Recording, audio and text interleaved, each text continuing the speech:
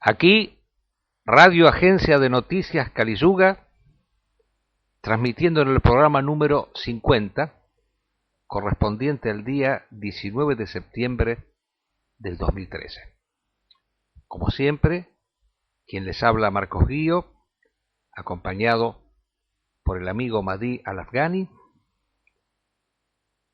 integrante sambo del Frente Cristiano Islámico, y en ausencia, pero siempre participando a través de una serie de comentarios que nosotros solemos leer en el programa, el doctor Julián Ramírez de San Carlos de Bariloche, también integrando con nosotros dicho frente. Bueno, el programa de hoy siempre versará sobre el tema recurrente, prioritario, debido al estado de suma gravedad que vive nuestro planeta, que a nosotros nos preocupa sobremanera. Somos un poco un despertador que intenta de alguna manera despertar, despabilar, podríamos decir mejor, utilizando un verbo más preciso, las conciencias de las personas, que no se dan cuenta que estamos navegando en un Titanic. El mundo navega en un Titanic y la guerra hoy en día es algo cotidiano, permanente, que se va acrecentando cada vez más. La guerra que nosotros calificamos como de civilizaciones, y los medios de prensa del sistema tienden a silenciar ese hecho y considerar que, bueno, que en el fondo son cuestiones puramente accidentales, no importantes, porque claro, no sería esa famosa guerra atómica de la cual se habla, que sería aquello que nos ha asustado permanentemente a todos los ciudadanos del mundo durante las épocas de la Guerra Fría, y que ahora se quiso recrear a partir de este famoso conflicto de de Siria, en donde se decía, bueno, si Norteamérica llega a atacar, entonces Rusia va a contestar y estalla la guerra atómica. Típico actitud del sistema para tenernos a todos paralizados, para generarnos esa idea de que somos seres que debemos vivir en un estado de permanente dependencia con respecto a lo que hacen otros, y frente a lo cual, como se trata de poderes tan omnipotentes, tan omnímodos, nada o muy poco podemos hacer. ¿Qué podríamos hacer frente a potencias que tienen bombas atómicas? Nosotros, simplemente con nuestros músculos, ¿qué podemos hacer en contra? Lo único que se nos ha postulado, y ha sido prácticamente una tónica que ha primado en todo nuestro ambiente, ha sido esa idea de que lo único que se puede hacer es describir, solamente contar, pero no se puede modificar los acontecimientos. Los seres humanos estamos condenados de alguna manera a ser entes pasivos, entes contemplativos, que no pueden hacer absolutamente nada frente a todo lo que acontece y todo lo que pasa. Eso es un poco el tema que nosotros tratamos en el día de hoy. Y es un poco la temática del editorial. El editorial versa sobre siempre la temática de la guerra siria, que creo que es el tema principal, respecto del cual no nos podemos evadir ni tampoco podemos dejarlo al final, porque es un tema permanente, constante. Nosotros hemos dicho en programas anteriores que en realidad no iba a haber una guerra, una intervención norteamericana en Siria, que era, digamos así, una puesta en escena la cuestión siria. Norteamérica no quería intervenir en Siria, y vamos a volver a decir las razones principales por las cuales Norteamérica no quería intervenir en Siria. Bueno, la primera de ellas es que Norteamérica está cansada de guerras y de derrotas. Está cansada de haber sido derrotada en Irak, está cansada de haber sido derrotada en Afganistán, está cansada de haber perdido aún en Libia, en donde intervino para sacarlo a Gaddafi, pero le fue muy mal. Y claro, todas estas literaturas conspirativas, descriptivas de la omnipotencia norteamericana y rusa, de la impotencia en cambio de los seres humanos, que no pueden hacer absolutamente nada frente a una potencia grande como Estados Unidos y Rusia también, ahora, que ha intervenido como nuevo protagonista de la historia, a partir de estos conflictos. No pueden concebir que Norteamérica haya perdido. Les resulta imposible. Les resulta imposible creer que a Norteamérica le haya ido mal, cuando ellos dijeron constantemente de que fue Norteamérica la que impulsó todas estas guerras en Afganistán y en Irak, y que por eso se hizo estallar las Torres Gemelas. Recordamos nosotros ese detalle. Durante mucho tiempo se dijo, y se sigue diciendo todavía ahora, que todo lo de las Torres Gemelas y todo lo del 11 de septiembre fue un tremendo blef, generado exclusivamente para Norteamérica, para dominar al mundo. Y nosotros constantemente nos hacemos la pregunta, ¿qué mundo ha dominado Norteamérica? ¿Qué victoria ha obtenido Norteamérica en estas guerras? La verdad es que Estados Unidos va de fracaso en fracaso. Ciertamente, la muerte de los CEOs de las multinacionales que perecieron en las Torres Gemelas probablemente hubieran hecho otra cosa. Pero aquí, Estados Unidos no ha ganado nada. Ha sido derrotado. Toda la política que se llevó es equivocada y la que se sigue llevando es equivocada también. Gracias al devenir del enfrentamiento con Afganistán. El enfrentamiento con Afganistán es locura desde el principio. Afganistán es inenfrentable por las características que tiene. La población muy desperdigada, solo 5 ciudades de más de 100.000 habitantes. En realidad, muy poca población que pueda ser seducida, ¿sí? Porque los norteamericanos sopesan que ganaron en Alemania, que ganaron a Rusia, pero le ganaron a sociedades que son similares cuando le ganaron y que tienen básicamente las mismas nociones. Esta es una sociedad completamente distinta y recuerda muchísimo a Vietnam. Pero en Vietnam todavía había capacidad autocrítica, todavía había jerarquía intelectual en la conducción de los Estados Unidos. Por eso Reagan y Thatcher le ganan a Gorbachev y a Rusia. Ahora resulta que prolifera la estupidez, indudablemente, en Inglaterra como en Estados Unidos. No se sopesa adecuadamente la realidad. Y el único que hicieron es un papelón. Han sufrido enormemente. La locura se contagia hacia el interior, porque incluso el último ataque del marino que mató entre 12 y 14 y dejó 16 heridos, ¿no es cierto? No se puede educar gente para matar afganos que después no maten norteamericanos.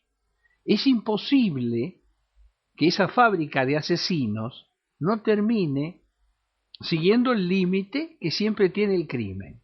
Porque cuando un individuo puede matar a un grupo de gente impunemente, lo va a hacer. Cuando lo haya hecho, empieza a sentir vocación de matar a gente que no es impune.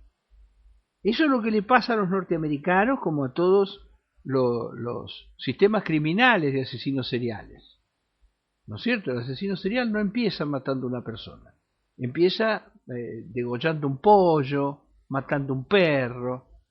O sea, en fin, entidades que no pueden llevar a un gran castigo. Pero eso no complace a este norteamericano, Aaron Alexis. El matar afganos o iraquíes, cosa que está permitida, no le permite desarrollar su genio criminal. Tiene que matar norteamericanos, que esa es la conclusión. Si me permite, bueno, ya que hemos entrado en el tema de Aaron Alexis, yo tengo una interpretación diferente con respecto a esa cuestión, ¿no? Hago un pequeño paréntesis con respecto al tema de Siria del cual estábamos hablando, pero creo que es interesante tratar este acontecimiento que hubo en Washington en esta semana. Lo resumimos, hubo un ataque de alguien que había sido marino y que fue expulsado de la institución. No quedan claros los motivos. Parece ser que esta persona había sido condecorada, parece ser que había sido alguien que participó de los rescates en las Torres Gemelas. y se dijo y se insistió mucho en que era una persona enferma mental. Era alguien que tenía unos desequilibrios mentales muy grandes y por eso efectuó este hecho. Ahora, yo me hago la siguiente pregunta. Este acontecimiento fue un 14 de septiembre, o sea, 3 días después de que se conmemorara los 12 años del ataque de Bin Laden en las Torres Gemelas. Días antes de que este marino efectuara este ataque, Aymal al-Zawahiri, el actual jefe de Al-Qaeda, había manifestado que consideraba que había que realizar ataques individuales en el territorio norteamericano y excluía tales ataques en otras partes, pero decía, Norteamérica lo tenemos que atacar de esta manera, a través de ataques individuales efectuados por personas que ponen en peligro todo su sistema de seguridad y generan gastos tremendos en la sociedad norteamericana y por lo tanto agudizan su crisis, ¿no? Esa era la tesis de al-Zawahiri. Y reivindicando incluso, por primera vez, el ataque efectuado por los hermanos Sarnef, esos dos chechenos, ¿se acuerdan? En Boston, que efectuaron ese ataque en una maratón. Pero acá hay una diferencia muy grande. El ataque contra la maratón fue contra civiles norteamericanos, ¿no? La que realizaron los hermanos Sarnef. En cambio, este fue un ataque contra un edificio de la Marina. Ahora, a mí me llama poderosamente la atención, primero que haya sido un negro el que hace esto, o sea, no se podía pensar nunca en alguien de la extrema derecha norteamericana, ¿no? Y segundo, este exceso de interés en decirnos que se trataba de un enfermo mental. Yo no puedo descartar la posibilidad de que esta persona haya receptado el mensaje que dio al-Zawahiri para efectuar un ataque a la sociedad norteamericana. Justamente un edificio de la Marina. Qué casualidad. Cumpliéndose también un aniversario de un ataque similar que se realizó en Fort Hood por parte del mayor Assad, o Assam, no me acuerdo bien. Creo que, la pena de muerte. Que fue condenado a muerte en estos días. Este mayor Assad, era un psiquiatra musulmán. Un psiquiatra musulmán mayor del ejército norteamericano que liquidó también en un ataque a 13 soldados. Acá también se atacaron, la mayor parte de las bajas fueron marinos, no fueron civiles, ¿no? Así que yo tengo que pensar que eso fue un ataque que se efectuó en la sociedad norteamericana y no se puede reducir exclusivamente una cuestión psicológica de enfermedad mental, porque yo estoy convencido de que evidentemente al gobierno norteamericano le conviene mucho más que se diga que este señor Alexis era un enfermo mental antes de que se diga que era un terrorista que obedecía ciertas órdenes o que era influido, de la misma manera que pasó con los hermanos Sarnef. Los hermanos Sarnef se dijo de todo menos insistir en la circunstancia de que eran personas chechenias que estaban influidas por ideales del fundamentalismo islámico. Yo no dejo de pensar que pudiera ser un enfermo mental. Ahora bien, si era un enfermo mental, ¿para qué lo echaron sobre los pueblos inermes de Afganistán y de Irak? Los norteamericanos, sí, si veían enfermos mentales, asesinos seriales, tienen que saber que van a hacer una barbaridad. Ahora, si el hombre estaba enojado y dijo, voy a entrar y voy a hacer un buen desastre, aprovechando esta circunstancia particular, si el hombre era expulsado y loco, ¿por qué lo dejaron entrar? Primera pregunta. Porque los norteamericanos no ignoran que hay mucha gente que se enoja y pone una bomba.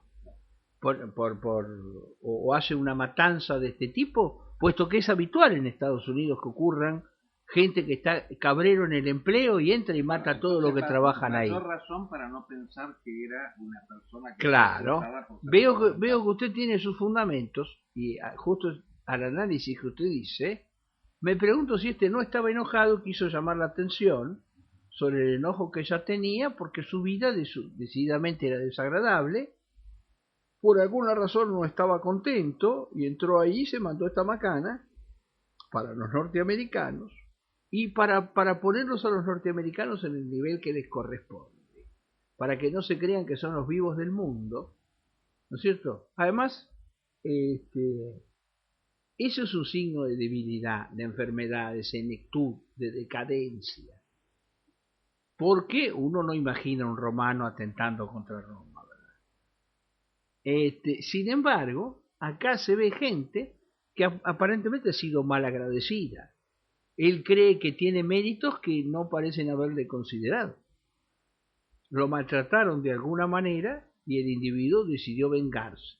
Bueno, esa es una interpretación, pero yo creo que no se puede descartar, perdón, la otra posibilidad que yo menciono, de que justamente, mire qué coincidencia, que esto suceda justo en cercanías del 11 de septiembre y luego de que al-Zawahiri invitara a que se realizaran acciones de tal tipo. Sí, es cierto. Entonces, pero pudiera haber una coincidencia objetiva. Puede haber una coincidencia, pero lo que yo estoy convencido que al gobierno norteamericano lo que más le conviene es que se diga que era una enfermo mental, en pocas palabras. No vaya a hacer cosas que el hombre... Exacto, así como a ellos, claro. Exactamente, así como a ellos le ha convenido por años enteros que se dijera que los que pusieron los atentados, hicieron estallar las Torres Gemelas, eran agentes de la CIA, porque así de esa manera le quitaban entidad a la única organización que ha tenido la capacidad fáctica de poder derrotarlos. Entonces, dentro de la lógica de Hollywood, que es la que impera en la sociedad norteamericana, es mucho más coherente decir que los que hicieron ese ataque eran de la CIA antes que reconocer que puede existir una fuerza con capacidad de derrotarlos. Esa es la idea principal de todo esto. Y volviendo al tema, perdón, yo creo que este tema da para mucho y seguramente la cuestión esta de Alexis va a traer cola con el tiempo, porque no va a faltar que en algún momento algún tipo de infidencia, porque la sociedad norteamericana, bueno, dentro de todo, tiene estas ventajas que hay que reconocer, de que las cosas tarde o temprano se terminan sabiendo o conociendo, porque, digamos así, hay muchos que tienen deseos de obtener rating, de tener un minuto de fama, entonces difunden cosas. Entonces quizás nos enteremos de que Alexis era una persona que solía ingresar a las páginas jihadistas en internet, y entonces alguien va a decir, sí, evidentemente eso influyó para que él realice ese acto. No era Aarón, era Harún. Harún. Había sido Harún. Exactamente. Quizás... no, pero a Aarón se lo pusieron seguramente por bíblico. Sí, por algún padre evangelista que debe haber tenido. Claro, no, pero yo digo que Harún, Harún, que es la forma árabe de Aarón, por Sí. ahí él ya era Harún a esta altura. Exacto. Por ahí es simplemente una coincidencia objetiva. Enojado igual que Al-Qaeda con el gobierno de Estados Unidos, decidió obrar por sí propio, digamos, en una coincidencia objetiva con Al-Qaeda. Sí, las dos cosas son factibles. Pero volviendo al tema sirio, yo considero que el señor Putin le sacó las papas del fuego al amigo Obama, que en un exceso de verborragia, Obama había dicho que el límite como para actuar en Siria y bombardear era que el régimen sirio utilizara armas químicas. Y no se podía echar atrás porque las evidencias eran incalculables. Y cada día lo son más de que el régimen sirio utilizó armas químicas. Pero ahora bien, Putin, ¿por qué decimos que le sacó las papas del fuego a Obama? Porque Obama no quería intervenir. No sabía qué hacer para no intervenir por las dos razones que hemos dado. La primera es que indudablemente el gobierno norteamericano está cansado y la sociedad norteamericana está cansada de guerras en las cuales se pierden. Y se pierden a veces creyendo haberlas ganado, porque se creyó que con Gaddafi venía la democracia y no vino la democracia en Libia, sino que vino Al-Qaeda, que por lo menos gobierna una importante región de Libia, y se llevó puesto al embajador norteamericano en Benghazi. Eso es indudable. Entonces, no le conviene porque cada vez es más evidente que en la insurgencia siria está presente Al-Qaeda. Informes recientes dicen con claridad que, y hasta el señor Assad lo menciona en un reportaje del día de hoy, dado al Fox News, que actualmente la insurgencia siria está compuesta por un 80% de integrantes de Al-Qaeda o grupos afines. Tengamos en cuenta que Al-Qaeda en Siria no actúa bajo su propia denominación, sino a través de varias organizaciones. Está el famoso Frente al-Nusra, está el Estado Islámico de Irak y el Levante, está el grupo de los mujahidines de Chechenia y de otros lugares, o sea, ejércitos internacionales. Yo no creo que lleguen a ser tantos, como el 90%, pero que son una fuerza importante, son una fuerza importante.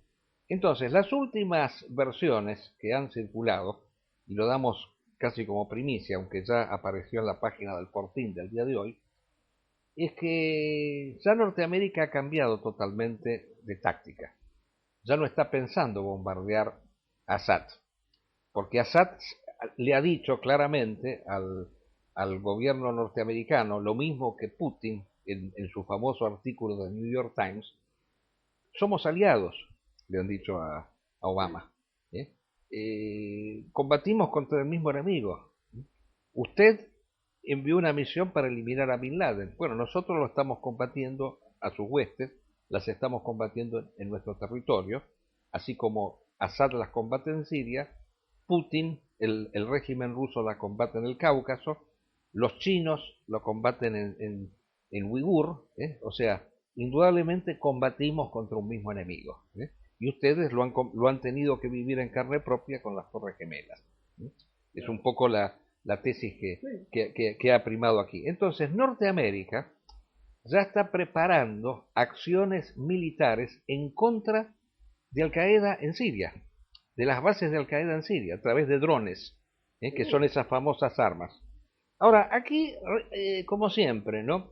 Es un error considerar que el sistema tiene una sola postura y que funciona de una manera unívoca.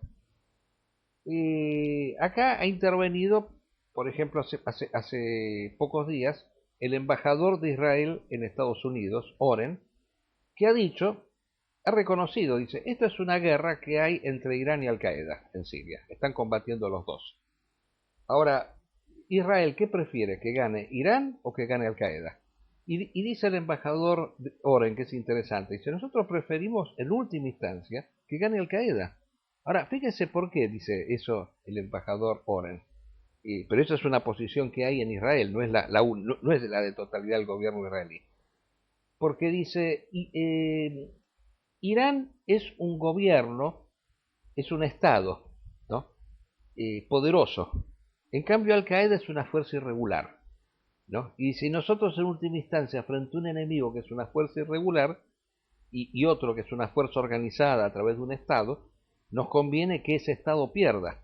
Porque dice, si gana en la guerra civil en Siria, bueno, Irán expande su influencia, porque ya ha logrado tener bajo su égida Irak, el régimen de Karzai en Afganistán está bajo también la influencia de Irán, y ahora vendría Siria, y entonces Israel se quedaría como una hormiguita pequeña ahí en medio de esta influencia. Pero yo creo, insisto, que hay un error tremendo. Dolor por la derrota con Hezbollah. Claro. Recuerdo de la derrota con Hezbollah. O sea, acá hay una diferencia con otra persona. A mí me parece que está muy equivocado. Está equivocado porque Lieberman está en la posición contraria. Lieberman es el ex ministro de Relaciones Exteriores israelí, pero que tiene mucha influencia en el seno del gobierno israelí. Lieberman ha dicho puntualmente, refiriéndose a las circunstancias de Libia: nos equivocamos fiero en hacerlo caer a Gaddafi, y llega más lejos, y en haberlo hecho caer a Mubarak también. Dice, porque hemos favorecido al enemigo principal, que es Al-Qaeda. ¿Y por qué decimos que Al-Qaeda es el enemigo principal? Porque, claro, acá quizás es lo que no ve el señor Oren. Una fuerza que no responde a un Estado no está dispuesta a negociar, está dispuesta a llegar hasta el final.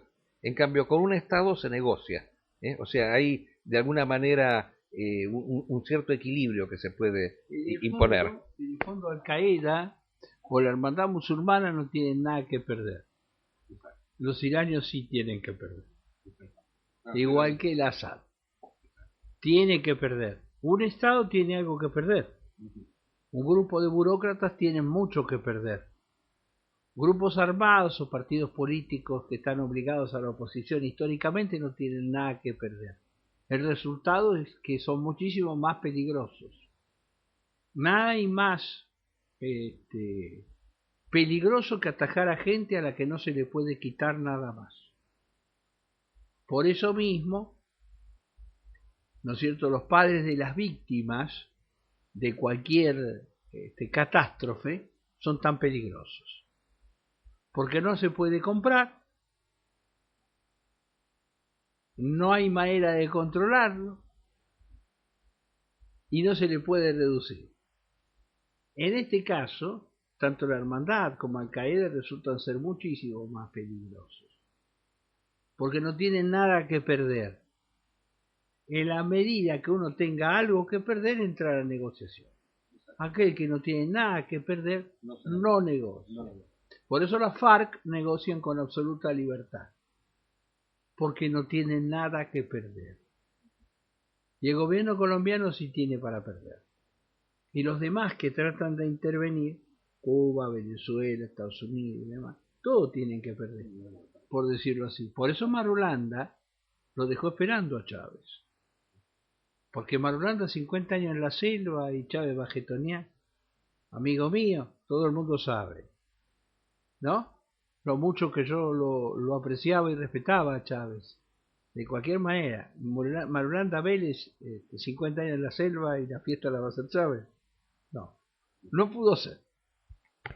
Exactamente, sí, indudablemente, y aparte hay que agregar un detalle, a lo que usted dice, ¿no? Ese carácter intransigente que tiene el fundamentalismo islámico, que se manifiesta en la experiencia kamikaze universalizada.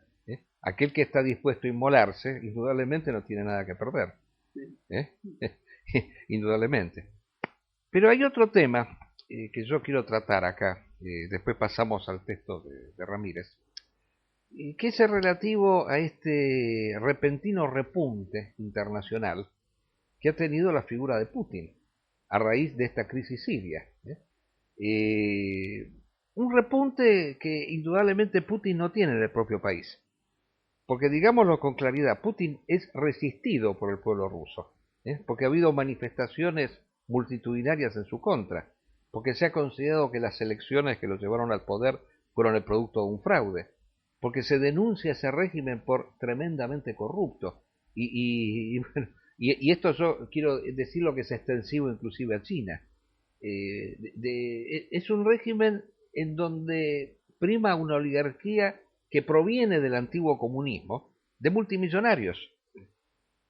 Comentábamos en el Fortín casualmente, un hecho que se puede también extender a Rusia, de que nosotros nos hemos enterado a raíz de un mero accidente o incidente que sufre un multimillonario chino, que en China los multimillonarios de tal país son más ricos aún que los multimillonarios de los Estados Unidos.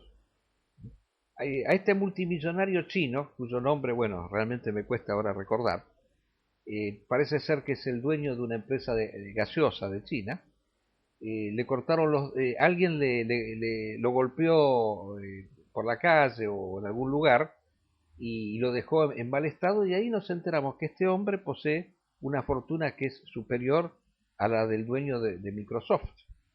110.000 millones de dólares. Es una fortuna incalculable. O sea, el comunismo, o este régimen, en el caso de Putin, que viene del comunismo, pero se ha lavado la cara y ha cambiado el nombre para hacerlo un poco más popular, es un régimen corrupto de multimillonarios, de personas que han robado y se han enriquecido a costillas del pueblo, y de una manera escandalosa. La gran diferencia que existe, lo hemos dicho en otra oportunidad, entre el comunismo de la Unión Soviética y lo que hay ahora en Rusia, es que el otro era escondido. En cambio esto es público ya, esto ya es ostensible. Sí. Pero fíjense que lo que en Rusia es vox populi, no lo es ahora en el mundo occidental. Qué cosa curiosa. A raíz de esta actitud, asumida por Putin, de haber aparecido como una especie de factotum de la política internacional, de alguien que habría evitado el estallido de la Tercera Guerra Mundial, parodia, porque Obama no quería entrar en ninguna... Primero que si Obama bombardeaba no iba a estallar ninguna guerra mundial, porque Siria no iba a ser motivo como para que Rusia o China intervinieran en un conflicto bélico militar. Una cosa son las palabras y otra cosa son los hechos. O sea, Siria no valía para los intereses de Rusia una guerra atómica. Pero la realidad es que Obama no quería intervenir en la guerra. Entonces es falso que él haya evitado guerra alguna. Pero aún así, desde el punto de vista verborrágico, aparece hoy en día como una figura carismática. Además, esto acompañado con algunas medidas internas que ha tomado en Rusia, una de las cuales yo quiero mencionar aquí, que es la lucha en contra de los homosexuales que Putin desarrolla en su propio país. Bueno, yo considero que la homosexualidad, lo he dicho varias veces, es una enfermedad que tiene que ser combatida con medios apropiados, adecuados. En primer término, considero que es producto de la decadencia del mundo moderno la promoción de la homosexualidad. Es un síntoma la homosexualidad de la decadencia del mundo moderno. Porque ¿qué es propiamente la homosexualidad? La homosexualidad que se manifiesta como un fenómeno físico o biológico es precedida por un fenómeno previamente espiritual, de lo cual se habla muy poco, porque, como decía muy bien Ébola, hombre y mujer se es en primer término espiritualmente y luego se lo es materialmente. Y lo masculino, ¿qué es? Es autosuficiencia, es gobierno de sí mismo, es una actitud y una postura activa ante la realidad. Es la postura de aquel que determina las propias acciones y no es determinado por los acontecimientos. Es aquel que es sujeto y no objeto de la historia. Entonces, yo creo que esa carencia de masculinidad es lo que en última instancia produce la homosexualidad en nuestros tiempos. La Argentina, por ejemplo, yo quiero citar el fenómeno de la Argentina. La Argentina es un país que vive hoy en día un boom de homosexualidad. O sea, se la promueve por los medios masivos de difusión, se la promueve a través del matrimonio igualitario. Hablar mal de los homosexuales ya se ha convertido casi en una actitud delictiva. Se puede hablar mal de los heterosexuales, pero no se puede hablar mal de los homosexuales. Decir lo que podemos decir nosotros, que la homosexualidad es una enfermedad, puede llegar a ser pasible de una sanción por discriminación, esa famosa ley antidiscriminatoria que tanto se esgrime. Pero yo estoy convencido que si la Argentina ha caído en esta situación, y lo mismo los países europeos, es porque antes de ellos ha habido ciertas deserciones espirituales previas. Lo he mencionado en otra oportunidad. La derrota en la guerra de Malvinas, la manera, digamos así, poco viril con la cual la Argentina se rinde en Malvinas, no habiendo agotado las últimas instancias, habiendo esgrimido argumentos totalmente mujeriles y muy poco viriles y heroicos, como por ejemplo el haber dicho que si nosotros hubiéramos sabido las armas que se tenían, la consecuencia hubiera sido que no hubiésemos entrado en la guerra. Habría que preguntar a los talibanes si ellos han hecho ese tipo de especulación alguna vez, si han considerado que no había que luchar porque eran 40 las naciones más Estados Unidos y más Rusia que lo apoya, entonces por eso había que quedarse en casa, y había que dejar que ser oprimidos por las superpotencias. Entonces, el hecho de haber sucumbido espiritualmente ha dado como consecuencia este fenómeno de la homosexualidad, que es en última instancia un hecho material que simboliza una realidad espiritual superior. Exactamente, entonces... me pregunto si no serán muchos de los defensores del presidente Putin, no serán gay. Justamente, curiosamente, porque me parece que estos seres los europeos degradados, degenerados, sienten tanta admiración por él precisamente porque él es el que los maltrataría, el que los humillaría, y que es lo que ellos buscan. Porque si no, no se puede concebir que todos ellos toleren este agravio, ¿no es cierto?, que les hace el presidente de Rusia. Casualmente, como muchas mujeres, ¿no?, requieren de alguien verdaderamente viril. Cuando llega el momento, ¿no es cierto?, se acabó la discusión del feminismo, del amazonismo, de los derechos, ¿no? Se termina todo como aquella feminista australiana, ¿no?, que había escrito clase contra clase, sexo contra sexo, y se terminó casando con era negra, ella, se terminó casando con un negro golpeador, con el cual fue muy feliz, y no escribió más.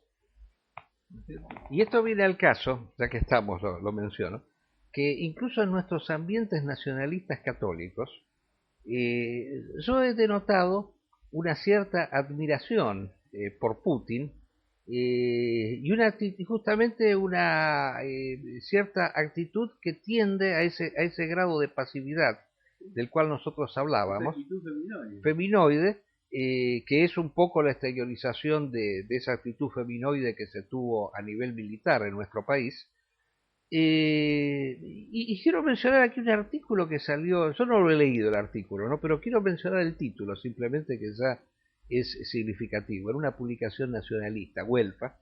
Entonces, el artículo se titula Putin y el misterio de Fátima. Fíjese usted, se vuelve a sacar a colación ese último famoso misterio de Fátima, por el cual se consideraba que Rusia iba a convertirse al cristianismo, ¿no?, iba a liberarse del comunismo e iba a posteriormente a ser la gran nación libertadora del occidente. ¿Sí? Ahora, aquí yo me pregunto nuevamente lo mismo. ¿No hay un estado de desesperación con respecto a personas que consideran que está todo terminado y que tiene que venir alguien de afuera para salvarnos? Porque si nosotros no tenemos nuestra dignidad, exacto, para liberarnos, no nos puede venir a salvar Putin ni nadie. Nosotros debemos salvarnos por nosotros mismos. Bueno, esa es la idea que yo quiero rescatar aquí. Y es coherente con esa actitud que tuvo muchas veces el nacionalismo, siempre, no muchas veces, de estar siempre esperando a la espada salvadora que viniera a redimirnos de los males que estábamos viviendo. Y como la espada salvadora, y como en la Argentina ya no hay más ninguna espada salvadora porque las Fuerzas Armadas fueron desquiciadas y desahuciadas totalmente, entonces ahora están ahí expectantes con respecto a lo que pueda suceder de afuera, que aparezca este nuevo señor, este tirano de Rusia, que por el mero hecho de haber combatido la homosexualidad y por cuestiones demagógicas haber hecho la promoción de una rama de la Iglesia Ortodoxa, no la totalidad, imitando a Stalin, que también hizo una cierta apología de la ortodoxia en un momento de la Gran Guerra Patria. Todo el mundo habla de la lucha contra el nazismo, sí, ¿no es cierto?, en Occidente, pero en Rusia no lo llaman así. En Rusia llaman a la lucha contra... no se luchó contra el fascismo ni el nazismo, se luchó contra Alemania. Eso se llama Gran Guerra Patria. Exactamente. ¿No? Eso nos muestra la diferencia entre quien dirige y quien es dirigido. Es decir, en Rusia es la Gran Guerra Patria, no tiene nada que ver que fuera Hitler o Mongo Aurelio. La verdad, si nosotros no tenemos la propia virilidad para hacernos libres de la opresión anglosajona, no va a venir Putin a liberarnos, con toda seguridad. No va a venir a convertir en esclavos. Exacto. De él.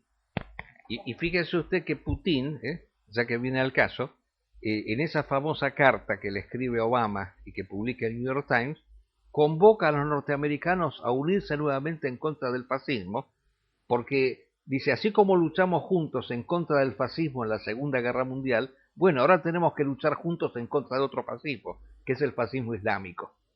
Entonces, está clarísimo, como el agua, que hay una continuidad histórica entre lo que era el comunismo de Stalin y lo que es actualmente la Rusia de Putin, que es un comunismo que se ha lavado simplemente la cara, y que ha logrado adhesiones de gente de un nivel bajísimo y superficial, gente que está en un estado de desesperación porque viven permanentemente a la espera de alguien o de algo que venga a salvarlos o a sacarles las papas del fuego, porque ellos son incapaces de formular alternativas válidas, y dejan de lado esta realidad. Y curiosamente son los que más execran al fundamentalismo islámico porque lo califican de mercenarios de la CIA, cosa disparatada totalmente. ¿Dónde se ha visto que la CIA mate a sus propios mercenarios si fuera así? Si Bin Laden fue un agente de la CIA, ¿por qué los fueron a asesinar? ¿Por qué los torturan en Guantánamo? ¿Por qué los torturan en las cárceles secretas? ¿Tienen respuesta a todo esto? Jamás lo van a dar. Jamás lo van a dar porque viven en función del delirio. Son delirantes porque son impotentes. Y ahí está el origen de esa homosexualidad de la cual nosotros hablábamos. Porque la homosexualidad, ¿qué es?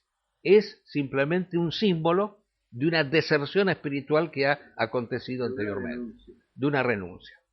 Bueno, yo creo que hemos tratado bastante el tema y no queremos descuidar el texto del amigo Ramírez, que queremos leer aquí.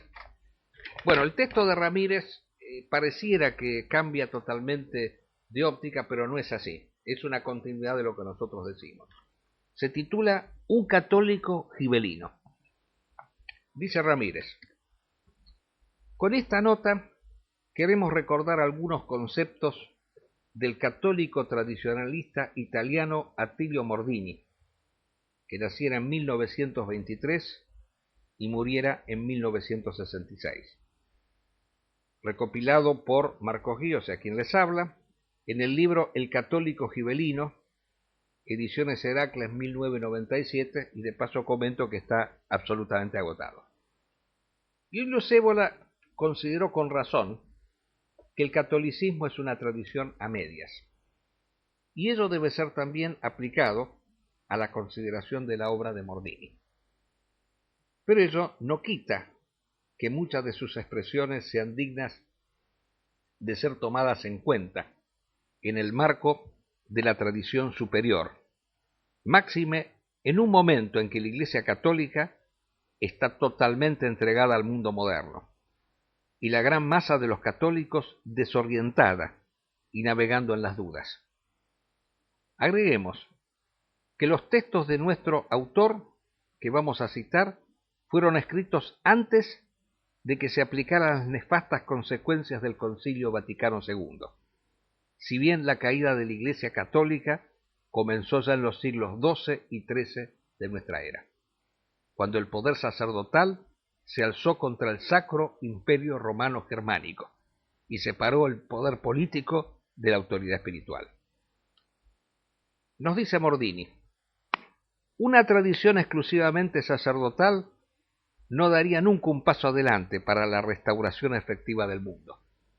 No sólo por ser ceguera en no querer reconocer la función sagrada del ordenamiento militar y ecuestre, arriesgaría también perder la conciencia de la tradición. Es el drama del mundo moderno, privado de una élite ecuestre, tal como se puede constatar.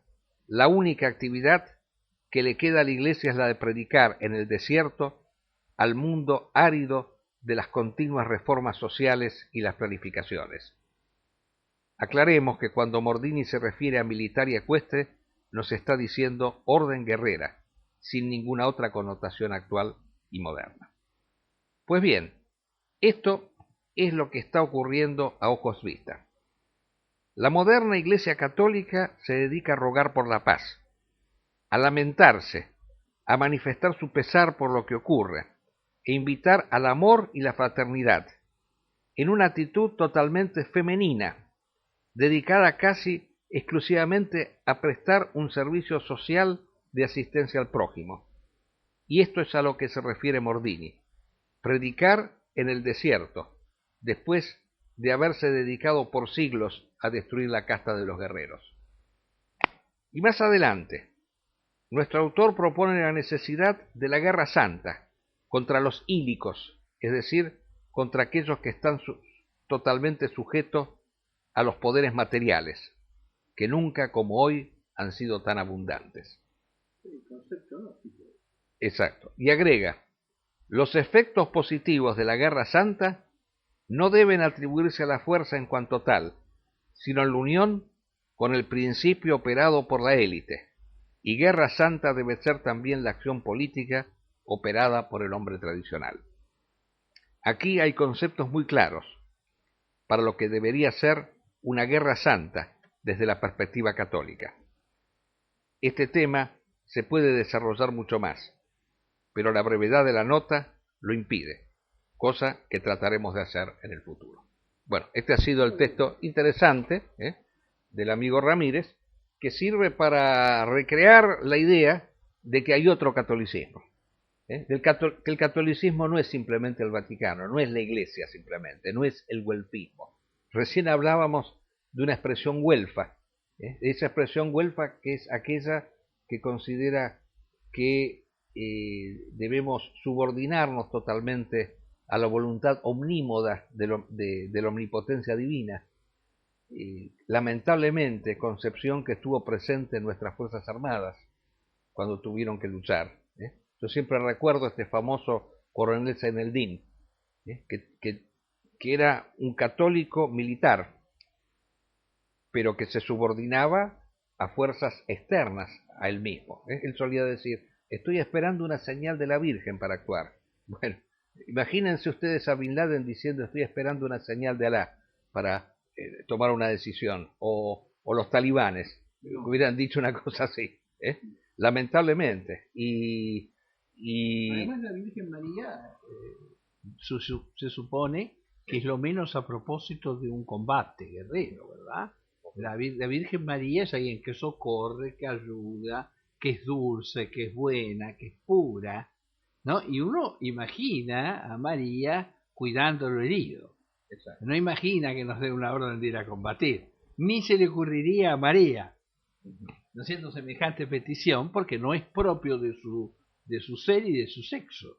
Bueno, pero yo le diría que ese carácter mujeril que manifestó esta figura lamentablemente asumida como un héroe de Malvinas, cuando en realidad no ha sido tal,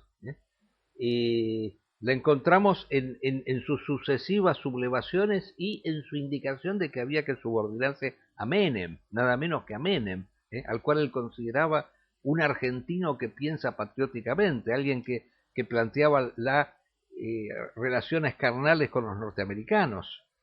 Entonces esa actitud de sometimiento, de pasividad, propia del güelfismo, porque Zeneldín fue simplemente una persona manejada por la Iglesia Católica, por los sectores güelfos de la Iglesia Católica, es lo que comentábamos recién, se manifiesta ahora en esta actitud también pasiva de Fátima, de que Putin es Fátima, de que Rusia nos va a salvar, de que siempre alguien nos va a salvar. ¿No vamos a ser nosotros los que nos salvamos alguna vez? No, entonces es salvarse uno mismo. Exactamente, ese catolicismo viril y gibelino que nos menciona acá el amigo Ramírez, el catolicismo guerrero, ese es el que nosotros queremos resucitar, que vuelva a imperar en nuestro suelo. Nunca hubiera ganado la batalla de las Navas de Tolosa, la orden Calatrava, ¿no es cierto?, de no haber tenido las cualidades que tenía. Exactamente. ¿Verdad? Digo yo, porque esa orden que era la más gloriosa de las tres,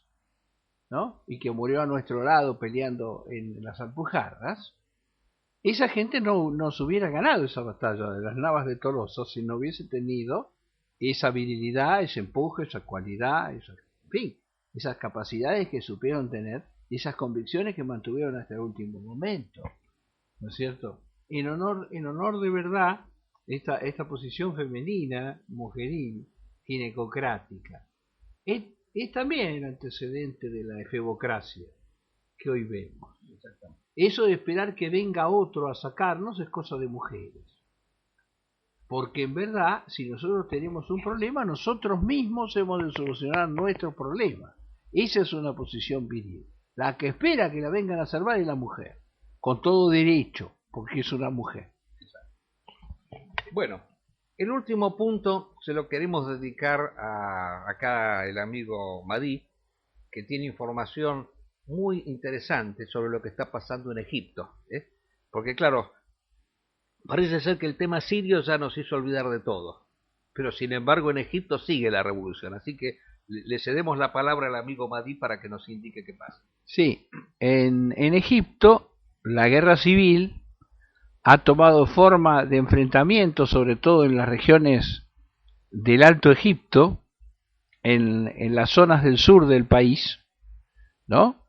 Y allí el ejército ha debido retomar un par de ciudades que habían sido ganadas por la hermandad musulmana y, para sorpresa de mucha gente, la hermandad musulmana ha debido contar con aliados coptos, puesto que las ciudades de Asyut y Mina son enclaves cristianos coptos. Uno debe preguntarse, los musulmanes naturalmente son mayoritarios en todo Egipto, pero en ciertas regiones del sur hay una fuerte presencia copta. No hubiera sido posible tomar la ciudad sin la ayuda de los coptos. En una palabra, hay un grande sector de la cristiandad copta que está peleando al lado de la hermandad. Y la hermandad ha conseguido ocupar la ciudad de Asyut, de Mina, Kerdasa, todas ciudades del sur. Hoy hubo una batalla en Kerdasa.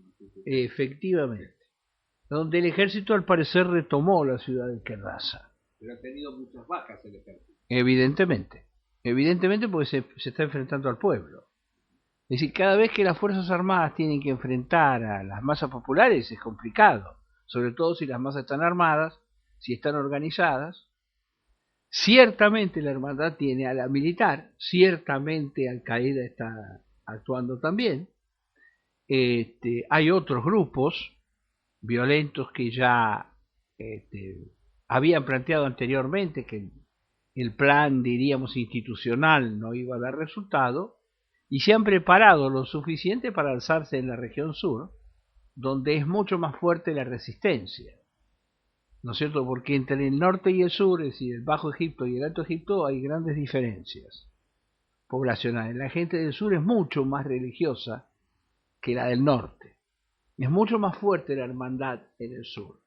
Incluso la cristiandad copta es mucho más tradicionalista y menos occidentalizada de lo que puede ser en el núcleo de Alejandría, por ejemplo, o en el Cairo.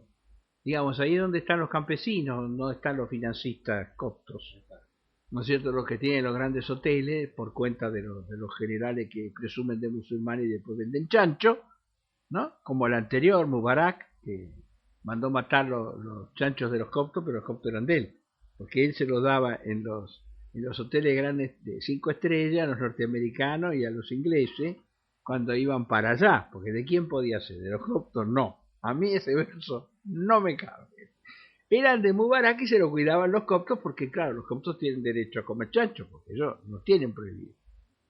Entonces, esto es un signo de la guerra civil que ya estalló en Egipto y que el ejército no puede ganar a la hermandad, porque el ejército, en primer lugar, no tiene una argamasa que pueda sostenerlo, no tiene una noción ideológica por la cual pelear, porque defiende meramente intereses materiales.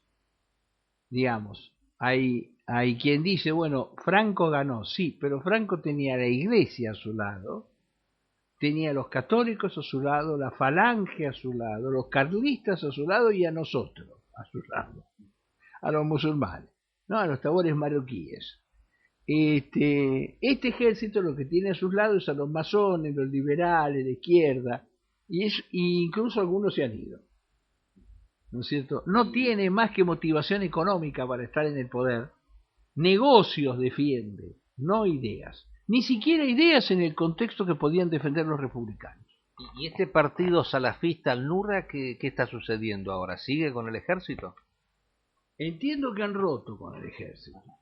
De cualquier modo, como siempre pasa con las alas izquierdas, hay que tener muchísimo cuidado porque terminan apoyando a Videla. ¿no? Es gente muy curiosa. Dudan del hermano Morsi, pero le creen al general Asís. No, nunca en ninguna parte, ¿no es cierto?, se les ha podido comprender.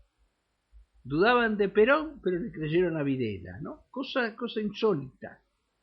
Porque en el fondo no pueden aceptar la existencia de una organización a la cual básicamente reprueban, que es en este caso la hermandad, porque es un movimiento de masas. En cualquiera de sus posiciones prefieren que esté cualquiera menos la hermandad musulmana. Esta es la verdad de la vida. La resistencia y la guerra civil los va a tener que reubicar porque el ejército los va a buscar para matarlos también. El ejército, por otra parte, no tiene otros fines que no sea la conservación del poder económico. Y va a llegar el momento que ni siquiera va a defender en realidad a la clase social, financiera y burguesa que está detrás del ejército. Porque va a llegar un día en que esto tengan que repensar si les conviene seguir con la dictadura militar o acordar. Ahora, es curioso acá constatar, fíjese usted lo absurdo, ¿no? Porque uno, claro, como está acostumbrado ahí a debatir por internet, con el Facebook, en todos estos lugares, y se encuentra con todos estos grupos nacionalistas europeos, euroasiáticos, sostenedores de esta famosa cuarta teoría política, ¿no? Que es un blef pero absoluto. Otro día vamos a hablar de esta famosa cuarta teoría política de este señor Dugin, este señor Dugin que ahora está promoviendo una cuarta teoría política que dice que es la superación de las tres anteriores, que serían el liberalismo, el socialismo y el fascismo, ¿no? Comete una irreverencia muy grande porque las pone a todas en un mismo plano. El fascismo no se puede comparar con liberalismo y marxismo, porque el fascismo es una ideología espiritualista, como nosotros dijimos la vez pasada. En cambio, socialismo y marxismo y liberalismo son ideologías materialistas. Entonces no tienen comparación de ningún tipo. O sea, ¿en qué se distingue el fascismo de esas dos ideologías? En que las otras dos ideologías, al ser materialistas, en el fondo son democráticas, en el fondo sostienen la primacía de la nación sobre el Estado. El fascismo, en cambio, sostenía la primacía del Estado como ente espiritual formativo sobre la nación. Porque el fascismo es vitalista. Y estos son organizaciones mortecinas. Exacto. Todo lo contrario. Por eso mismo cala en ellos el pensamiento freudiano. Exacto. Porque es una filosofía de la muerte. En este caso el fascismo no es que no sea materialista, es que es vitalista. Es decir, habla de los placeres, de los goces, y estos goces pueden alcanzar goces espirituales. Recuerde usted que Epicuro decía que los goces no son los goces del sexo y de la comida. También hay los goces espirituales, como no. Los goces del descubrimiento, los goces del pensamiento. En ese sentido no cabe duda de la superioridad de la ideología fascista sobre las otras. Ahora, una cuarta ideología es un simple sincretismo. Y Dugin le va a dar muy pobre resultado. Primero porque él no está a la altura ni de los fundadores del liberalismo, porque no es John Locke, ciertamente. No es Lenin, ¿no es cierto? Y Marx, ni tampoco Mussolini y Hitler. Así que va a quedar corto en el análisis, como un pavo que tenemos acá, que le enmienda la plana a Lenin, ¿verdad? Con un texto ridículo que se llama Razón y Revolución, donde discute con Lenin en un libro gordísimo que es una torpeza, ¿verdad? Acá también tenemos torpes en la izquierda que son abundantes. Un sujeto discute con Lenin, ¿no es cierto? Cualesquiera sea la opinión que nos merezcan las acciones de Lenin, semejante pavote que profesor en el profesorado, ¿no es cierto?, Joaquín B. González, por cierto que no está ni de lejos a la altura de discutir con Lenin. Exacto, porque Lenin hizo una revolución. Y él no. Bueno, pero yo lo que quería llegar era esto, que todas estas personas, en el fondo están de acuerdo en lo mismo. Todos estuvieron de acuerdo con que había que destituirlo a Mursi.